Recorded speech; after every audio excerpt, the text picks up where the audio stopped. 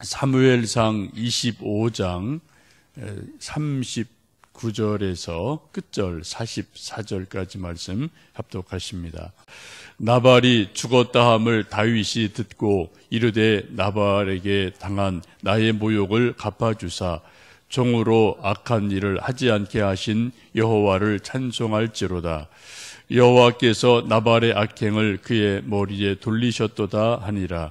다윗이 아비가일을 자기 아내로 삼으려고 사람을 보내어 그에게 말하게 하매 다윗의 전령들이 갈멜에 가서 아비가일에게 이르러 그에게 말하여 이르되 다윗이 당신을 아내로 삼고자 하여 우리를 당신께 보내더이다 하니 아비가일이 일어나 몸을 굽혀 얼굴을 땅에 대고 이르되 내 주의 여종은 내 주의 전령들의 발 씻길 종이니이다 하고 아비가일이 급히 일어나서 나귀를 타고 그를 뒤따르는 처녀 5과 함께 다윗의 전령들을 따라가서 다윗의 아내가 되니라. 다윗이 또 이스라엘 아히노암을 아내로 맞았더니 그를 2사람이 그의 아내가 되니라. 사울이 그의 딸 다윗의 아내 미갈을 갈림에 사는 라이스의 아들 발디에게 주었더라. 아멘. 다윗의 인생을 보면 수많은 사람들을 만나고 헤어지고 그렇습니다. 우리 인생 자체가 그렇죠. 사람 만나고 헤어지고 부모도 만나고 헤어지고 형제도 만나고 헤어지고 세상 떠나고 이런 것들이 인생이죠. 그런데 그 중에 특별히 다윗에게 몇몇 여인들이 만나고 헤어지는 일들이 되어지는데 중요한 2 여인이 오늘 3 여인 이름이 일어납니다. 미갈이라는 사람이 나오고요. 또 아히노암이라는 여인이 나오고 아비가일이라는 여인이 나옵니다. 다윗과 직간접 연결이 된 사람들이죠. 다윗은 지금 오랜 세월 사울 왕에게 쫓겨다니는 도망자이기 때문에 내일을 기약할 수 없습니다. 44절 말씀 보시면 사울 왕이 자기 딸을 처음에 골리앗 죽이고 나서 감동이 돼서 사위로 삼습니다만 조금 있다가 이제 시기 질투로 다윗을 죽이리라 작정하고 미갈도 미워하죠. 그리고 오늘 44절에 있는 것처럼 지금 다윗이 계속 도망다니는 그 오랜 세월 동안 다윗과 미갈이 함께 할 수 없는 처지가 됩니다. 그리고 마침내는 아버지에 의해서 왕에 의해서 또 다른 집으로 시집을 강제적으로 가게 됩니다. 정략 결혼의 이제 그런 일들이 계속 사울 왕에 의해서 이렇게 저렇게 일어나게 됩니다. 그렇게 힘들고 지치고 도망자의 삶을 계속해서 살아가고 있을 때 그때 호련히 나타난 여인이 아비가일입니다. 나발을 죽이려고 분노해서 칼을 차고 쫓아가는 다윗을 만나서 아비가일이 지혜롭게 그 분노를 다 이렇게 식혀주고 그리고 이런저런 이야기를 하고 하는 모습을 보면서 다윗 마음에 나름대로 감동을 받은 것 같습니다. 그러나 남의 부인이니까 어떻게 할 수가 없죠. 그런데 하나님이 이제 이런저런 과정을 통해서 나발을 치셔서 죽게 하셨습니다.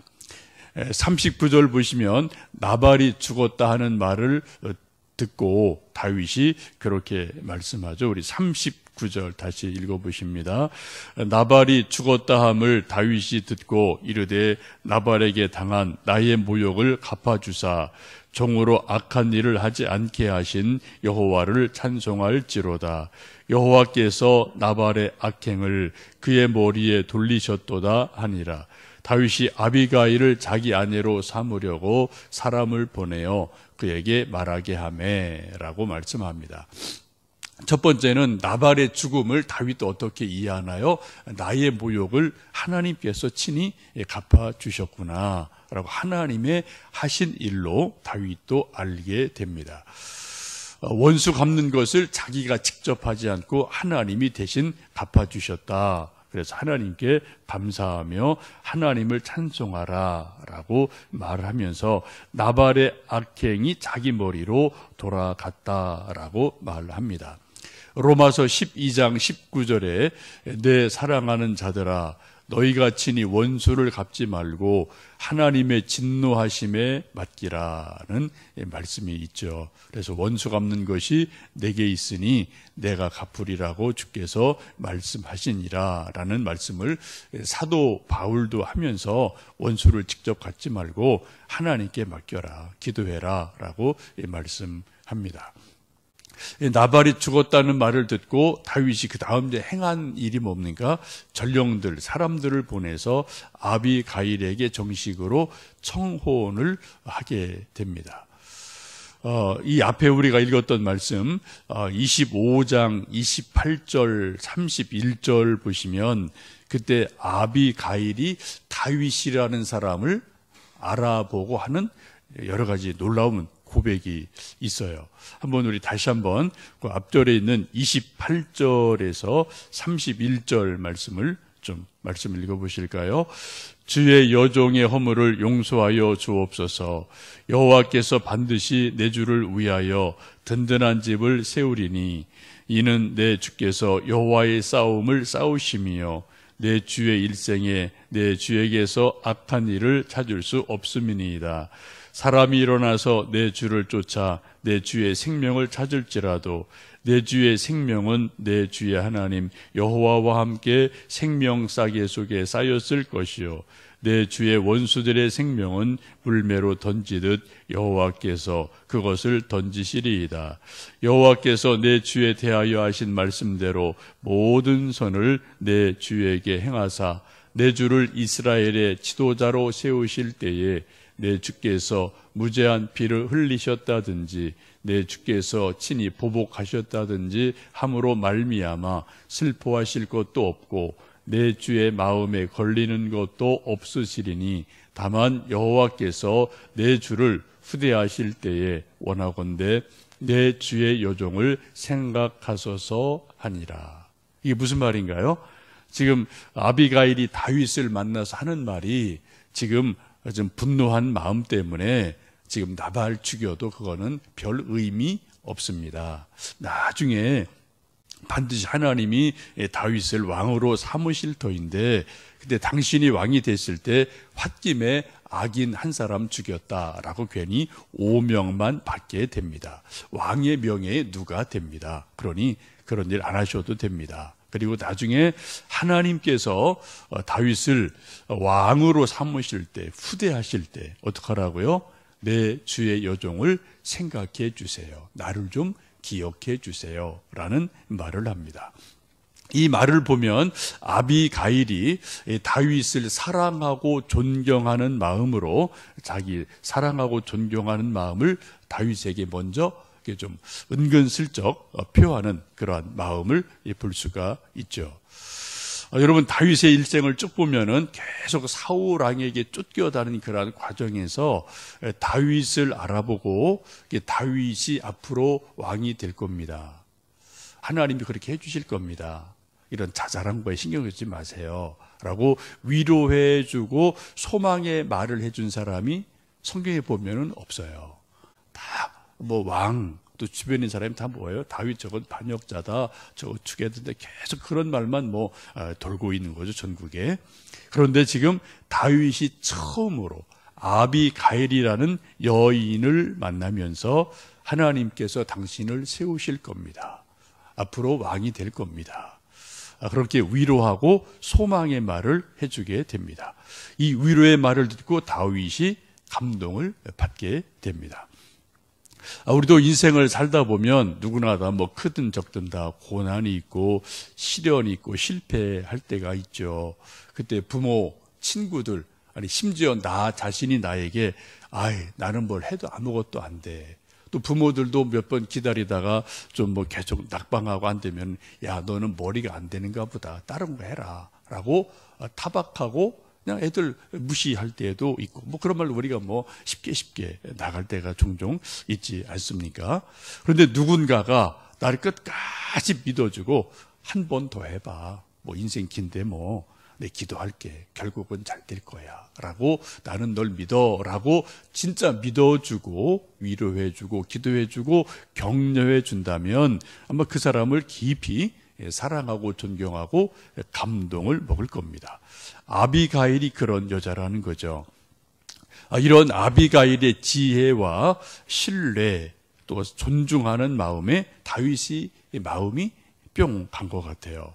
그래서 이 나발이 죽자 곧 사람을 보내서 정식으로 아비가일을 아내로 맞이하는 일이 됩니다. 그래서 나중에 이 아비가일은 지혜로운 여인으로 성경 속에 기록이 되어집니다. 그럼 이것을 우리가 영적으로 보면은 아주 중요한 의미가 있어요. 우리 모든 예수님 믿는 사람은 예수님의 신부입니다. 그렇죠? 예수님의 신부예요. 복음서에서도 10처녀 비유를 통해서 5처녀는 등불을 준비하고 5처녀는 등불을 준비 못하고 막 현실에만 막 급급하고 5처녀는 그리고 5처녀는 또 예수님의 오심을 신랑 오실 것을 준비해서 등불을 준비하고 이런 두 10처녀 비유가 나오지 않습니까? 요한계시록 21장 2절에 보시면 내가 보매 거룩한 성 새 예루살렘이 하나님께로부터 하늘에서 내려오니 그 준비한 것이 신부가 남편을 위하여 단장한 것 같더라 라고 말씀합니다. 요한계시록은 분명히 새 하늘 새 땅을 뭐라고 그래요? 예수님과 우리 믿는 성도들의 영적인 결혼이다 라고 분명히 말씀합니다. 그래서 우리가 계속해서 우리의 믿음의 옷을 흰 세마포처럼 빨아가라 라고 말씀을 하죠. 여러분, 어떻게 우리가 예수님과 영적으로 결혼할 수 있을까요? 이건 영적인 의미입니다. 남자가 예수님의 신부된다. 이거는 뭐 성별의 문제가 아니라 영적으로 분명히 성경은 예수님은 신랑 되신 예수님, 우리 모든 믿는 이는 예수님의 거룩한 신부다라고 말씀하는데 어떻게 하면 우리가 예수님과 신령한 영적인 결혼을 할 수가 있겠습니까? 예수님 말씀하시기를 누구든지 나를 따라오려거든 자기를 부인하고 제 십자가를 지고 나를 따를 것이니라 라고 말씀합니다. 자기 부인은 뭐 와이프 말하는 거 아니죠? 셀프 디나이얼이에요. 자기 스스로를 부인해야 돼요. 자기 생각, 자기 고집, 자기 경험 이거를 완전히 100% 죽이지 않으면 새 신랑 되신 예수님을 우리 모두는 누구도 결코 만날 수 없습니다. 마치 나발 같은 그냥 자기 옛 자아랑 사는 것에 불과합니다. 그리고 또 자기 십자가를 져야만 되죠. 여러분 정말 우리가 신랑 되신 예수님을 맞이하기 위해서 이 세상을 사는 동안에 계속 세마포를 저는 저대로 여러분대로 세마포를 하얗게 희게 이제 빨아가고 준비하는 과정인데 거기서 가장 중요한 게 뭐라고요? 자기 부인이에요. 셀프 디나이얼. 이것이 되어지는 만큼 예수님의 신부가 되는 일이 일어납니다. 이제 연말이 되고 또 추운 날씨가 되어서 사람들 뭐 계속 마음이 힘들고 노력한 것에 비해서 열매가 적고 또 시험이 되는 사람도 있고 시험에 떨어지는 사람도 있고 뭐 이런저런 그런 계절이죠. 특별히 이제 시험을 준비했다가 되지 않는 자녀도 있고 또 된 사람도 있고 우리 교회도 그래요. 그런데 그런 된 사람은 감사하고 또 이제 안 된 사람은 또 다음 또 기다리면 되고 그렇게 되겠죠. 그럴 때 우리가 정말 중요한 게 뭐예요? 부모나 선배나 친구들이 야 너는 안 되는가 보다. 그만해. 포기해. 다른 거 해. 라고 우리가 말하면 뭐예요? 그 사람 영적으로 죽이는 거예요. 우리 믿음의 사람이 뭡니까? 믿음과 소망과 사랑을 가지고 다른 사람 다 포기해도 나는 너 포기 안 해. 아니 하나님은 너를 포기 안 하셔. 이렇게 다시 한번 용기 내서 해봐. 기도할게. 하나님께 결국은 너를 선으로 이끄실 거야 라고 우리가 격려해주고 기도해주는 것이 우리의 믿음이고 또 소망이고 사랑인 줄 압니다. 소위 역사적으로 위인들 보면 다 그런 스토리들이 있잖아요. 아인슈타인도 보면은 선생님이 얘는 도저히 안 됩니다. 얘는 학교 다닐 필요도 없습니다라고 선생님이 포기했어요. 그래서 집으로 돌려보냈죠. 근데 엄마는 어떻게 했어요? 포기 안 했어요. 계속 기도하고 위로해주고 격려해주고 결국 그래서 아인슈타인이 됐다는 이야기 우리가 잘 알고 있지 않습니까? 오늘도 우리가 우리 자녀들, 가족들, 친구들, 전도 대상자들 또 여러 사람 만날 터인데 연말 되면 다 뭐 춥고 마음들이 그렇습니다. 그때 우리가 진짜로 그들 위해서 중보 기도해주고 말로 위로해주고 아비가일처럼 지혜롭게 다윗을 세워준 것처럼 다윗 사람을 세워줘서 우리를 통해서 또 누군가가 그 한 사람이 세워지고 살아나는 놀라운 은혜가 우리를 통해 있기를 주님의 이름으로 축복합니다. 함께 기도하겠습니다.